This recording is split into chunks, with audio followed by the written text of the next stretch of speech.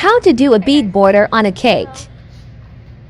Today we are just doing a simple trim for this cake. I'm grabbing my bag. I believe this is the 18-inch size. I'm just gonna start this. You're gonna take your scissors and you're just gonna cut like a little piece, not much at all, because you don't want your piece that's going down here to go through. Come over here, you grab one of these. I don't know what they're called. And you just put it in there. And you get it to the bottom. So you just kind of have to fight with it a little bit. So, get it like that. You don't want it all the way coming through, because when you're pushing on it sometimes, especially with buttercream, this is whipped, so it's not that bad. When you're pushing on it, you might end up pushing this out, popping the whole bag. Super aggravating. So you take the bag, you hold it down here, and you take this hand, and you flip it over this. And then you take your hand, and it's just like that, and it should be a hole.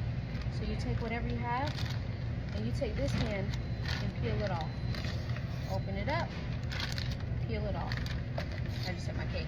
Open it up, peel it off. Open it up, peel it off. Now you don't want to overfill it, because what's going to happen is, if you're a newbie, like I was, I used to have the bag dirty. So you take it and you just kind of squeeze it down. Now you can take something and like tie it off, but I don't do that. So then this order just calls for a top trim with a bead border. In the bead border, you take your number. I use a number 8. You can use a number 6, but it's just easier to use 8. So you use the number 8, stick this in here, and you twist it on like that. So we're gonna move this. So a bead border is exactly like a shell border.